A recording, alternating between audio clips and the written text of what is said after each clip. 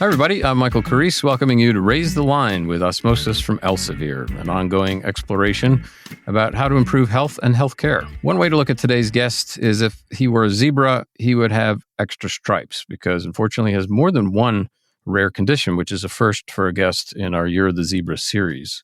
As Brian Kennedy describes it, his health is a complex mystery. After struggling with various GI issues most of his life, Brian was diagnosed with exocrine pancreatic insufficiency, or EPI, several years ago. That's a rare disorder that prevents the pancreas from playing its proper role in aiding digestion. At the same time, he was told he had MALS, another rare condition that interferes with blood flow in the abdomen. Both of these conditions can cause chronic pain, in addition to a host of other symptoms. Brian is actually a colleague of ours at Elsevier, where he's Director of Sales Analytics. He previously worked at Oracle in a similar field for 11 years. Outside of work, he's active in sports and is a practitioner of the Wim Hof method, which regular listeners will be familiar with due to our co-foundership with Glani's intense interest in that method. So, Brian, I want to thank you for joining us today.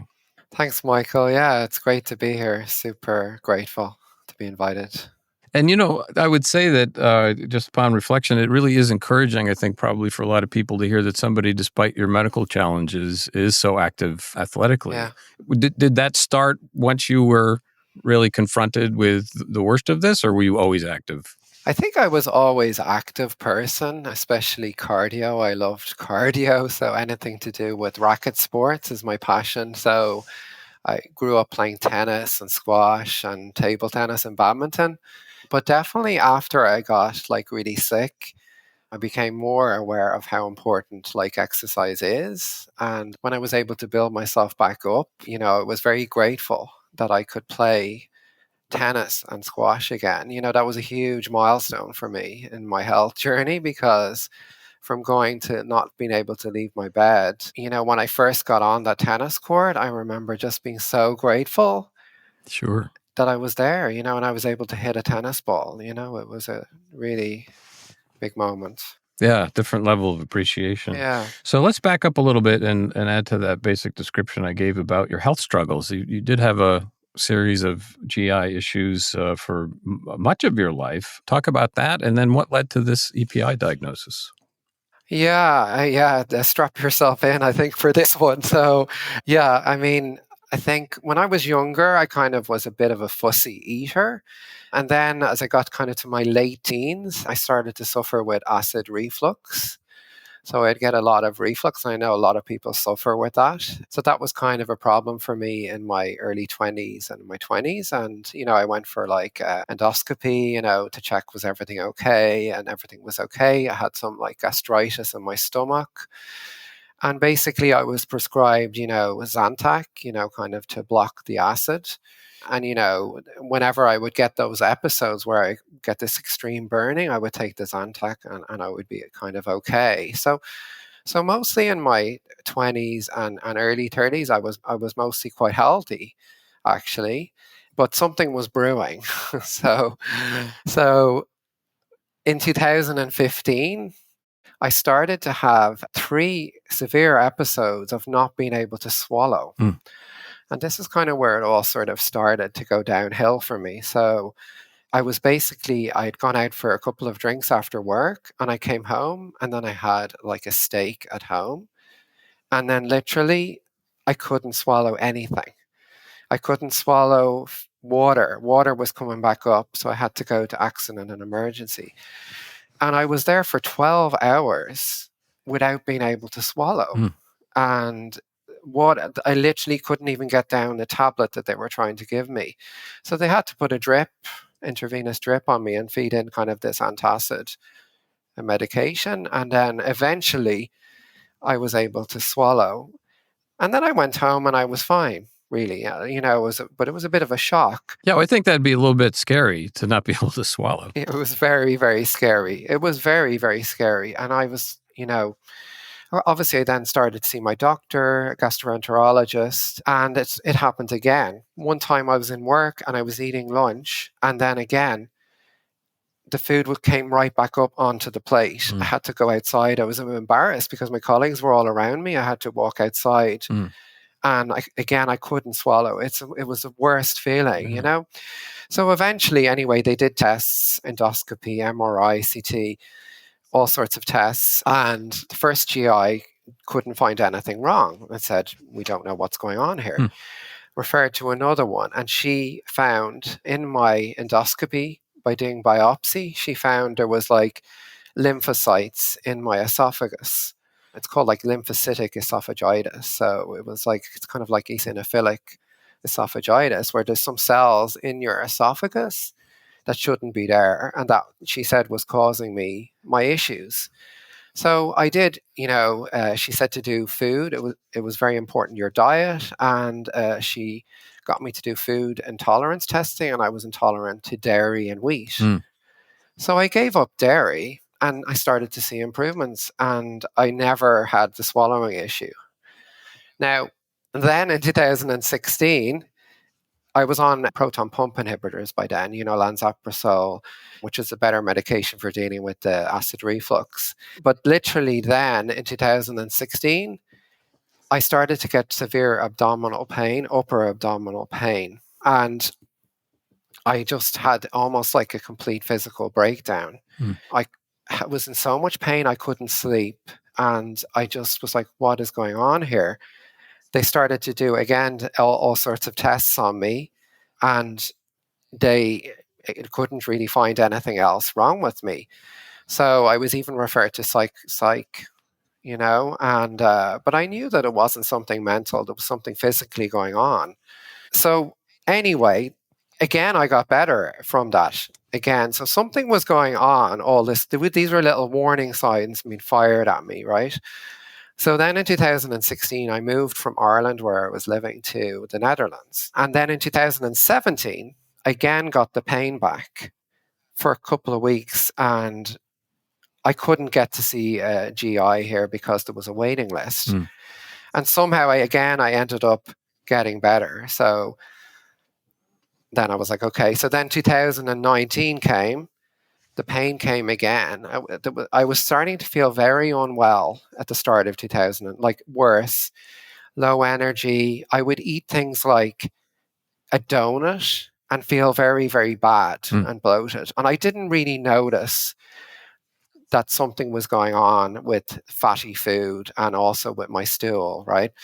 But eventually I was in such pain that they did a stool test. One of my general practitioner, she did a stool test, and she found that the elastase, which is a reading for the pancreas, kind of function of the pancreas, was below 100, which means that I had severe pancreatic insufficiency.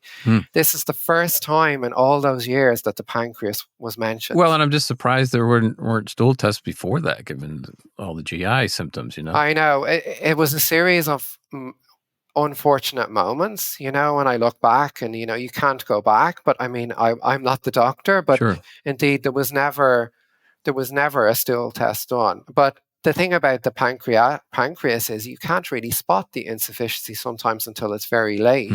Or usually you would get some sort of an acute pancreatitis attack where you were like so severe that they know your pancreas is causing you a problem. But mine was really underlying all the time. So then the pain came in April 2019, and it has never gone away since then. Wow. So that was the start of my chronic health journey. So that my life changed in April 2019. I would say.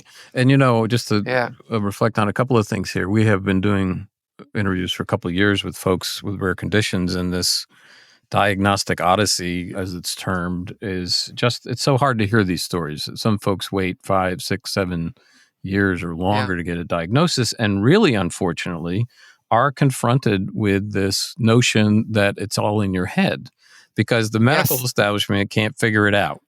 And so instead of, trying another thing, it's like, well, it's on you. And that's got to be really discouraging.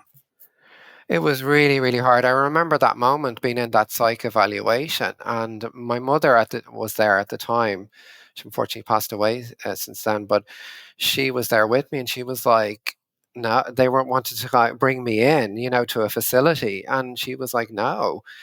She said, I know, Brian, and I know that there's something wrong here, And I was just so tired from lack of sleep and pain that I needed someone there beside me as an advocate, Yeah. But I was so grateful that she was there at that moment, because it was completely wrong. There was something going on with my body. Yeah. And, there was nothing, I had no kind of mental health or big issues, you know what I mean? So I was kind of like grateful that I had the support there at that time. But like you said, sometimes people don't have that support, and let alone their mother. Yeah. Always listen to the mother. This should be like the first thing you learn in medical school, right? Absolutely.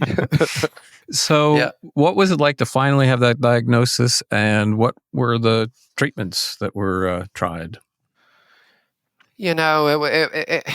It was a huge relief to finally know what was going on, because it was kind of, I knew that the esophagitis wasn't quite, wasn't really my main issue. There had to be something else going on, I think, to be that extreme pain. So it was in one way, it was a relief because I knew what I had to deal with, but in another way, it's a very difficult condition. It's a lifelong condition. There's no cure at this moment in time. So, you go through a period of grief, which can lasted, I say, 1-2 years for me. You start to realize your life has changed. It's not going to go back to the way you had it, but you just have to accept it. You reach a point of acceptance, and then you sort of think, well, what are the things I can do? What are the things that I can do? Focus on those things and not the things that I can't anymore. So what I basically have to do is every time I eat, I need to take enzymes, pancreatic enzyme replacement therapy. And they help me digest the food because my enzymes are not working. My pancreas, the exocrine part of my pancreas, is not working. It's not firing off the enzymes to help to digest the food. A lot of people know the pancreas for blood sugar, say for diabetes and such, for diabetes and all of that. But 90% of what it does is actually digestive, the digestive function. So basically, I need to take those enzymes anytime I eat, especially if I have fat in my food, because the lipase is the biggest issue. There's lipase, protease, and amylase, those enzymes, but it's harder to digest the fats. So I have a pill thing on on me all the time, and I need to take enzymes basically every time I eat. I'm not sure what that means, taking enzymes. Is it a powder or what is it? It's like a kind of a tablet. It's basically a tablet with, it's like enzyme from a pig, actually. So the medication is called Creon. And they take the enzymes from a pig, which is very like a human. And those enzymes then replace the enzymes that's not working. So you have to do it when you eat, so that when you're eating, you take the enzymes with your first bite. So that I normally take 4 pills maybe for dinner, or 5 pills maybe, or 6 if it's going to be extra fatty. 3 or 4 pills for lunch, and so on, and 1 pill for a snack or something. And they basically join when you're eating the food. The enzymes fire off. The enzymes that you take will help to digest the food. Are there any side effects to taking enzymes that often? No, not really. So that's the good thing about that. There's not so much side effects. You can't take too many. So sometimes they say, if in doubt, take a bit more. And there's not really major side effects, so that's good. But they never work as well as a normal pancreas works, so you often, like I often have issues going to the toilet with my stool, so the stool can be bulky, fatty, floating, oily, that kind of thing, which is not very pleasant. So a lot of EPI patients have to deal with the steatorrhea, it's called.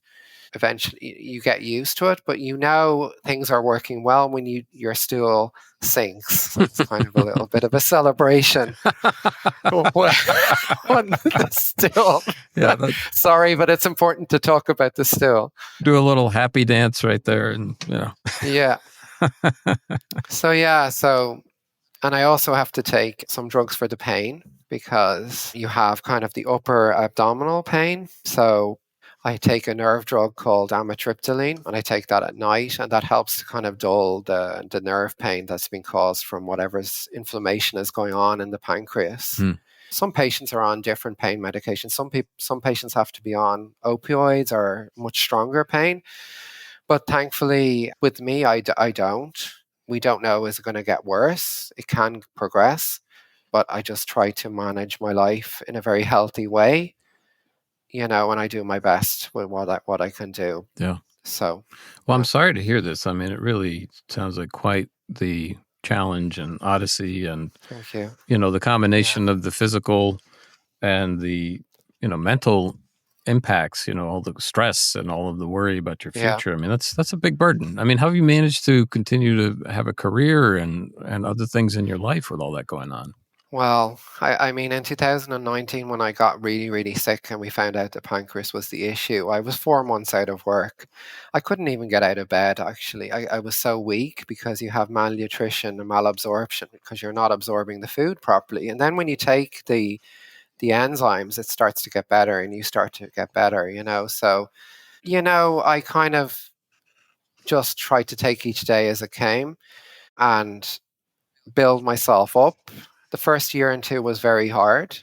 Work was very understanding. And I work in kind of data analytics, so I can work from anywhere. So I was working from home. Then COVID came along, of course, just really at the start of when I was sort of having my problems. And then we all were working at home, So that, funny enough, COVID helped me because it also meant the restaurants were closed. And also it's better when I control my own food. So funny enough, COVID was actually, for me, helped me in a way. So, I just kind of tried to get on as best I could and, just focused on my health, my diet, exercise, all the pillars. I had no alcohol, of course, because alcohol is lethal for the pancreas.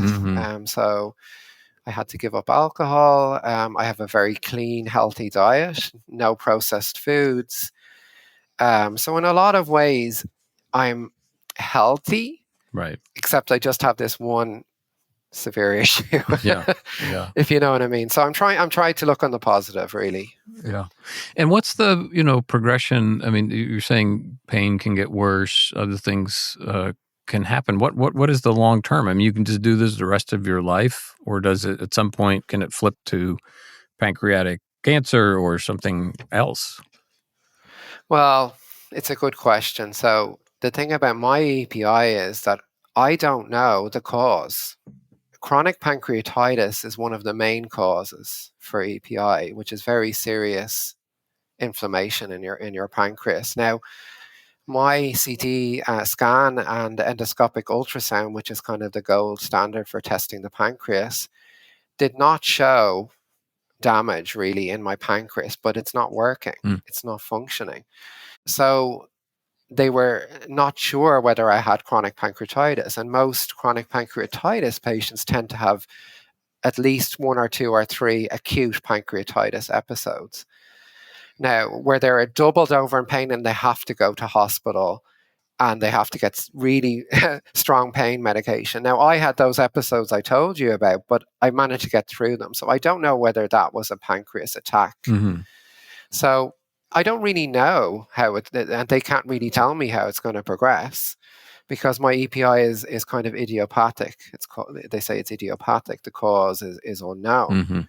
I'm hoping that it's not my pancreas is completely damaged, and I have chronic pancreatitis. But so far in the 5 years I've had this condition, I suppose I haven't deteriorated.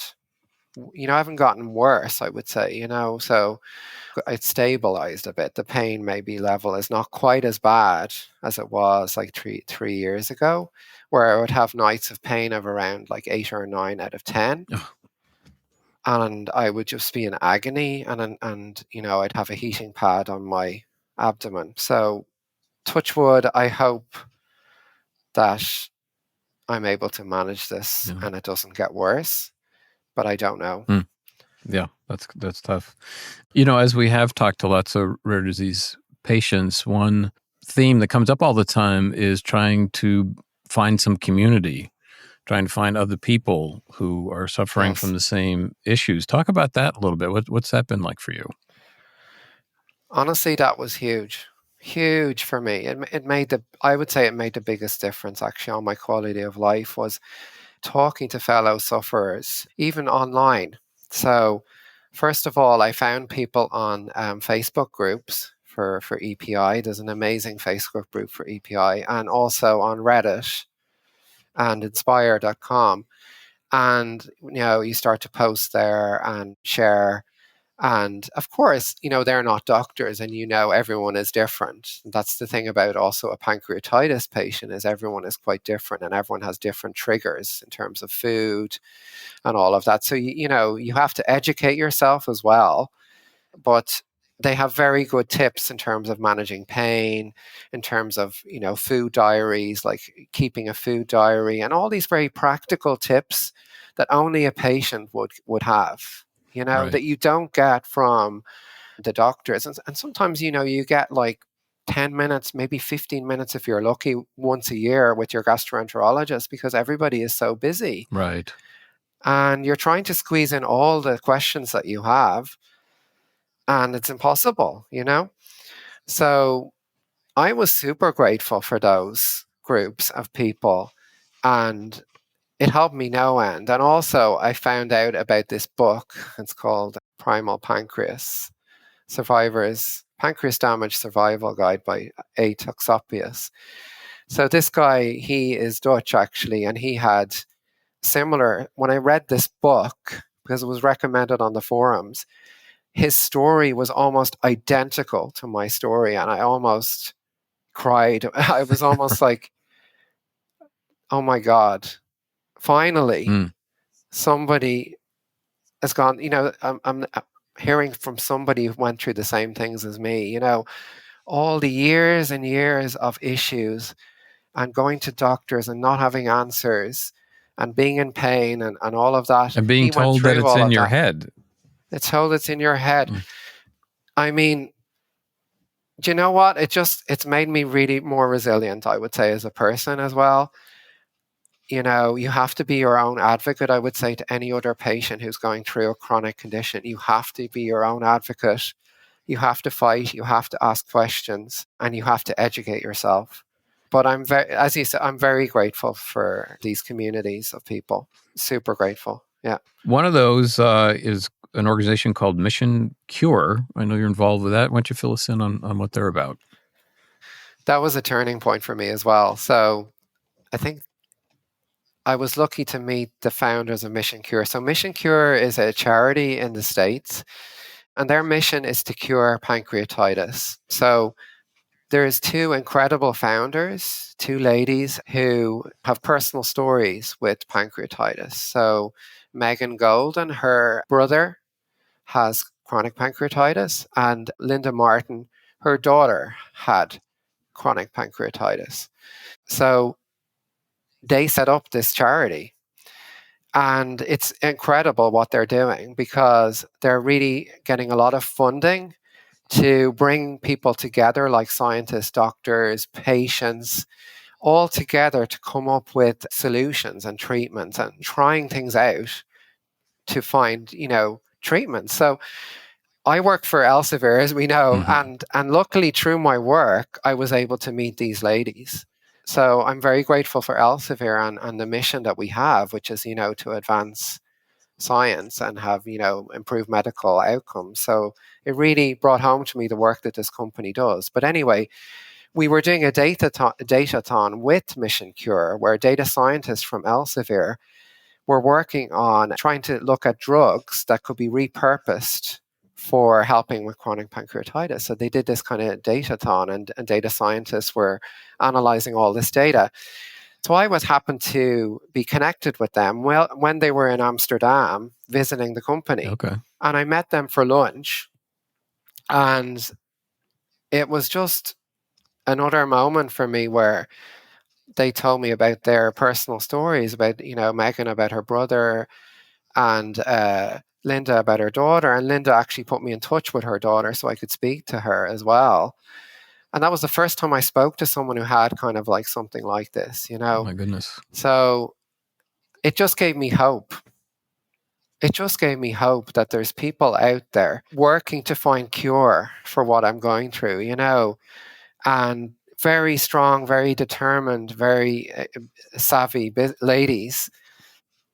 And that lunch just gave me so much hope. That's wonderful. And I'm still connected with them, and they're doing amazing work. Well, we'll be sure to put a link to that in the show notes and to the book.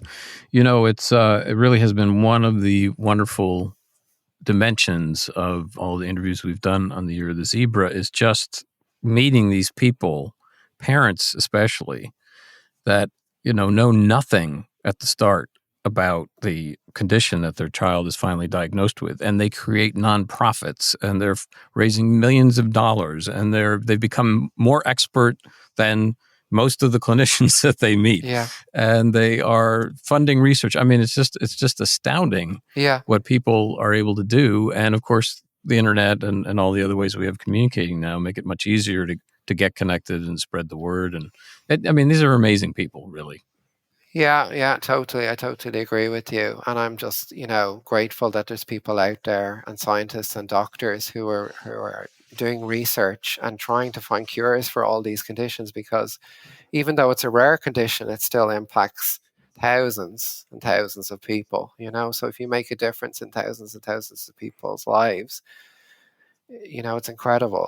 So I'm hopeful. I'm hopeful for the future that somebody will come with a breakthrough on this. But for now, I do my best. Yeah. AI is sort of accelerating this. There's other positive signs, the gene editing technology. There's really a lot going on that's providing sources of hope. As we wrap up here, as you know, we have an audience with Osmosis of medical students, nursing students, early career professionals. What overall message would you have for providers about dealing with rare disease patients?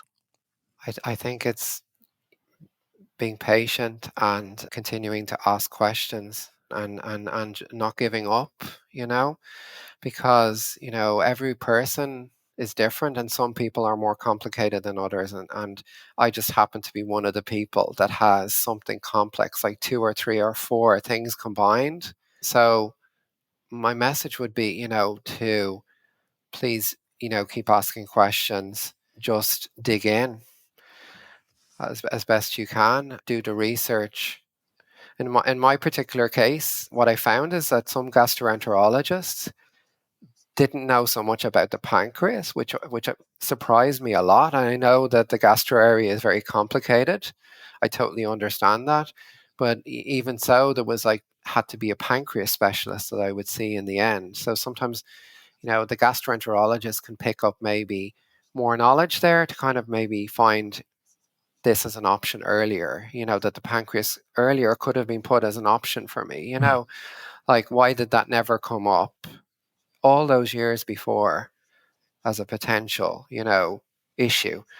So that would be another thing, is more on the gastroenterology front, sort of, I think, more research and education, hopefully, around the pancreas. But I'm grateful to all the medical students out there. They're the future. And as you said, AI and data will help, I think, a lot to help maybe to solve things hopefully faster. Yeah. Well, that's a good, more positive sort of note to end on, Brian. I want to really thank you for being with us today, for sharing your story. I think it does provide inspiration for other folks who are going through these similar odysseys with rare diseases. And of course, we wish you all the best and best of health. Thank you so much, Michael. I'm Michael Carrese. Thanks for checking out today's show. And remember to do your part to raise the line and strengthen the healthcare system. We're all in this together. If you like this podcast, please share it on your social channels. You can also subscribe to the series and check out all of our episodes at osmosis.org/raisethelinepodcast.